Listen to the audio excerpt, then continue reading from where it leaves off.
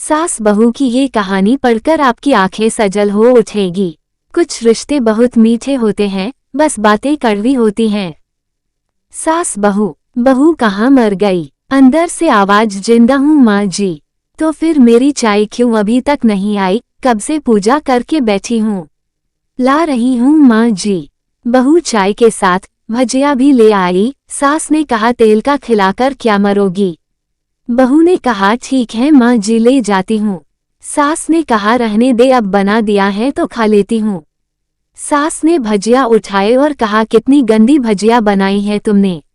बहू, माँ जी मुझे कपड़े धोने हैं, मैं जाती हूँ। बहू दरवाजे के पास छिपकर खड़ी हो गई। सास भजिया पर टूट पड़ी और पूरी भजिया खत्म कर दी। बहू मुस्कुराए और काम पर लग गई। दोपहर के खाने का वक्त हुआ। सास ने फिर आवाज लगाई, कुछ खाने को मिलेगा?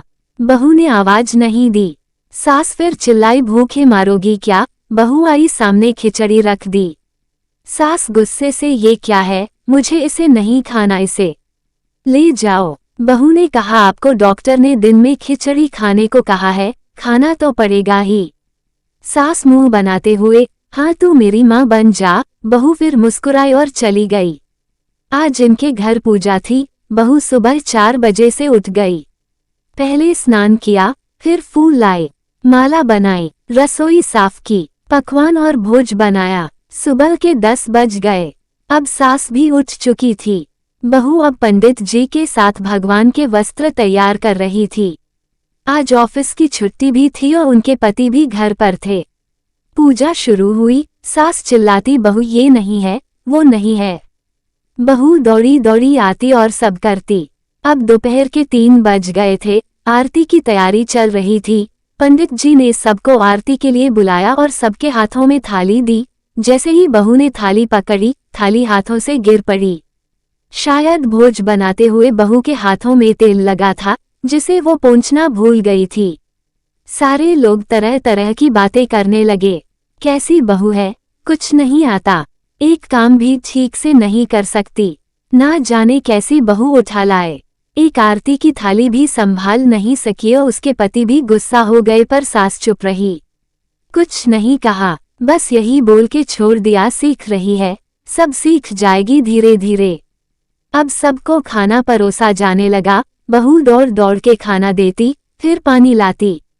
करीब 70-80 लोग हो गए थे। इधर 2 नौकर और बहू अकेली, फिर भी वहां सारा काम बहुत ही अच्छे तरीके से करती।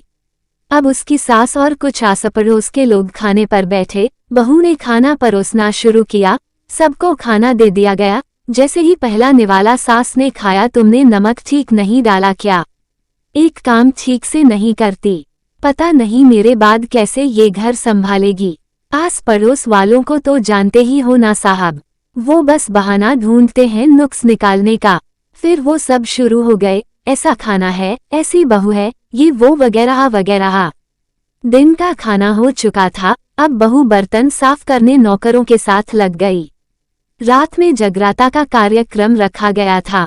बहू ने भी 1-2 गीत गाने के लिए स्टेज पर चढ़ी। सास जोर से चिल्लाई, मेरी नाक मत कटा देना, गाना नहीं आता तो मत गा, वापस आ जा। बहू मुस्कुराए और गाने लगी।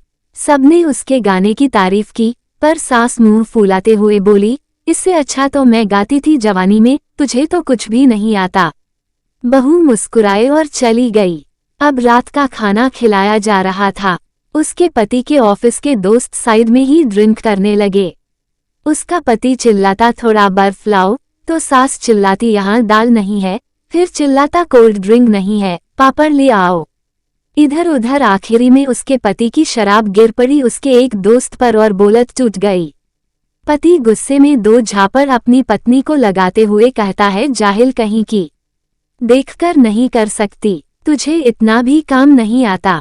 सारे लोग देखने लगे। उसकी पत्नी रोते हुए कमरे की तरफ दौड़ी। फिर उसके दोस्तों ने कहा, क्या यार, पूरा मूड खराब कर दिया, यहाँ नहीं बुलाया होता, हम कहीं और पार्टी कर लेते। कैसी अनपढ़ गंवार बीवी ला रखी है तूने, उसे तो मेहमानों की इज्जत और काम करना तक नहीं आता, तुमने तो हमारी बेइज्जती कर दी।